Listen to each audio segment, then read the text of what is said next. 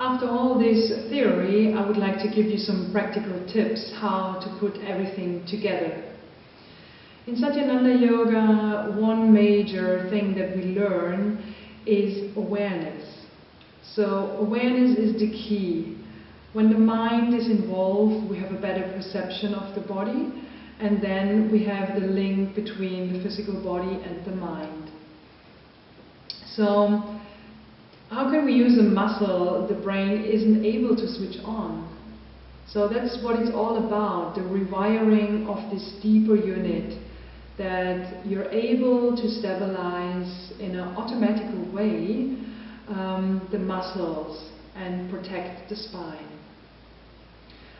So what do you need for that, or what do you have to take care about, is first of all the knowledge. You need to know where are the muscles, how they function, and because you have to visualize a lot, and for that you need the knowledge.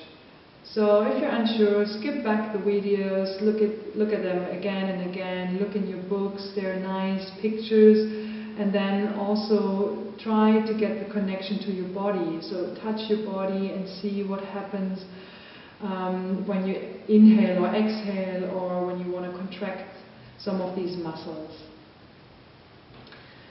And all this knowledge, as I said before, gives you a better perception of the body.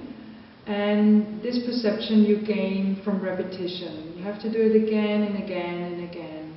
That's how rewiring is functioning. We have to train the brain with repetitions. And of course, it needs a lot of patience. So don't give up in the beginning, because you really will benefit of these practices. Then also, the gradual progress is important, that you take one step at a time. Don't rush through and say, hey, I'm good in this, I can do that, and I can go to the next step, because we're always oriented on the next step and go further and further. But it's also good to stay with one practice and to really get a deeper and subtle perception of the muscles and the contraction, and also the connection to your body. And a good way is to practice in different postures. So first of all, take a posture where you're comfortable in, where you feel like, okay, I can really feel the contraction, I'm able to contract the core, and I feel stable in it. And then go to another posture and just play around with it and see how it goes.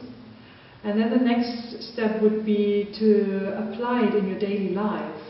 So when you lift something, then just switch on your core and see how you benefit of that. Or if you're lifting something heavy, then again switch on your core and see how stable you feel.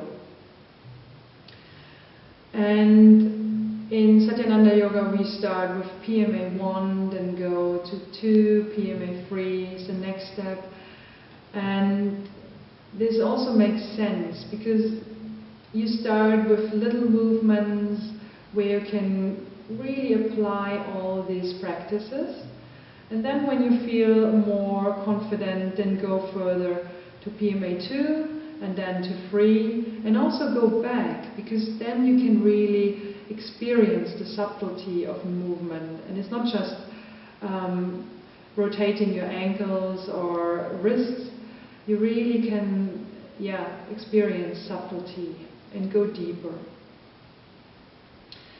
And also in PMA 1, 2 and 3 you can adapt, you can first shorten the lever, then you can go with the full lever, and you also can put more load on it. And that's the progress of PMA 1, 2 and 3.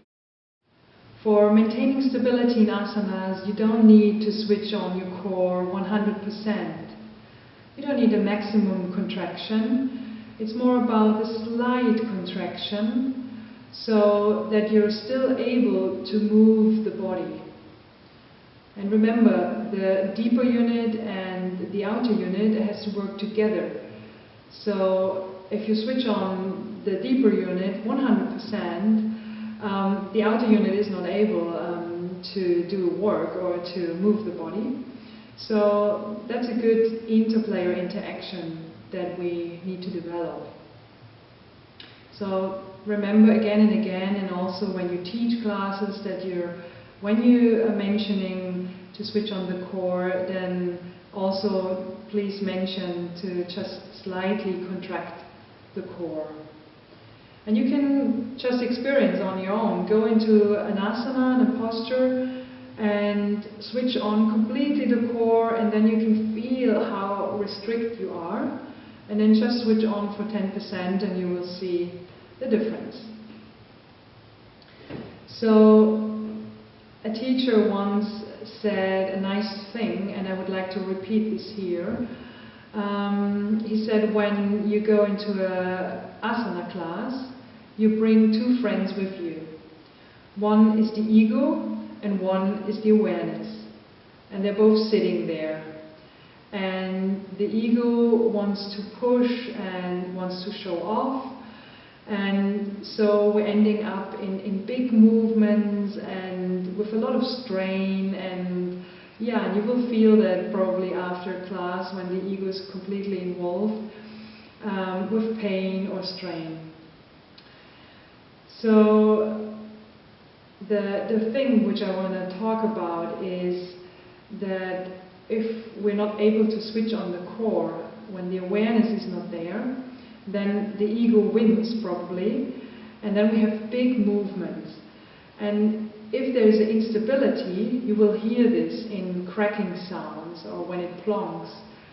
And for example, when you rotate your leg and always on the same position, the joint is cracking, then you should be aware that there's something not really wrong, that the joint is not centered, and that you get a lot of shearing forces into this joint.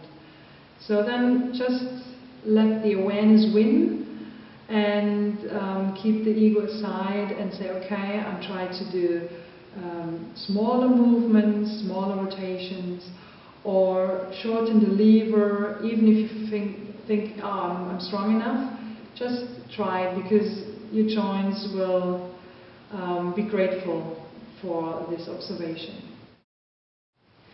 After talking so much about contraction and switching on the core, I would also like to talk about relaxation.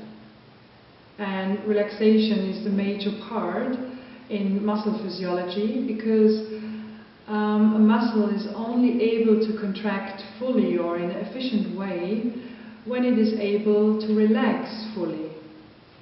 So please make an emphasis on this as well, that you try to relax these muscles.